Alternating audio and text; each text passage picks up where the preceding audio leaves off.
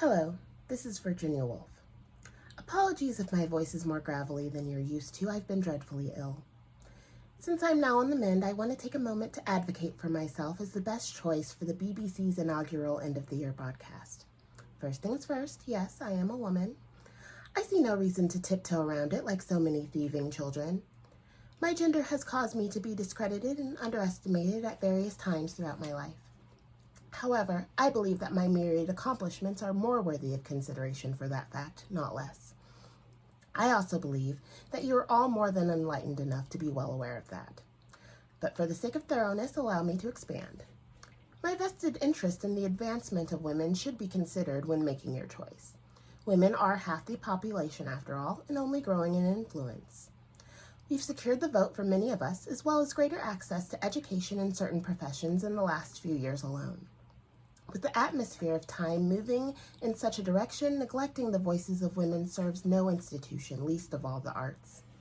This isn't to say I'm seeking special treatment on the basis of my sex. I'm merely communicating the relevance of my feminism to the current moment. Besides, I believe my work speaks for itself. I've been a prolific essayist and critic for over 2 decades. In the last 6 years alone, I've written up to 47 articles a year in addition to my fiction. My contributions can be found in noted periodicals such as the Times Literary Supplement and the National Review. And my books, The Voyage Out and Night and Day, have both been profiled in large newspapers such as the New York Times. My authorship being recognized across the ocean is already no small feat, but considering the name I've made for myself since then through my independent publishing endeavors, I can only imagine that my latest release will enjoy even greater success. Speaking of that, along with my husband, I started the Hogarth Press 5 years ago. And founding one's own printing press is a daunting enough task with help, but the two of us accomplished it on our own, learning the extremely complicated mechanics of it through sheer trial and instinct.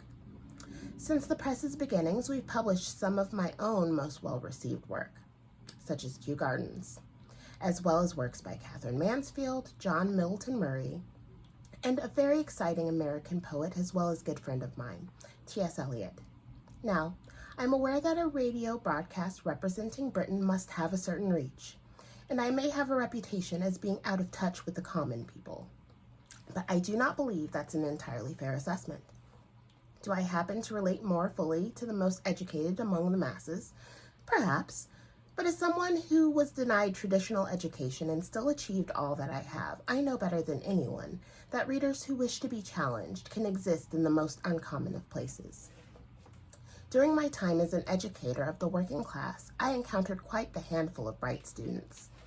I'm also currently working on a series of essays that analyze and seek to understand the common reader. I, for one, believe that those who read for pleasure rather than the pursuit of learning have a perspective worth engaging with. As someone who often reads for pleasure myself, I would be remiss to be exclusionary in that regard. I write about people, their emotions, both spoken and unspoken, the ways in which they relate to each other, and the larger world as well as the smaller. My most recent book, Jacob's Room, is about a young man, maybe not unlike one you've happened across before, and those who love and admire him, all the while never truly getting to know him. It's a story of loss and longing and all of the mischances in life. To quote a passage I believe exemplifies this, "It seems that a profound, impartial, and absolutely just opinion of our fellow creatures is utterly unknown. Either we are men or we are women, either we are cold or we are sentimental, either we are young or growing old.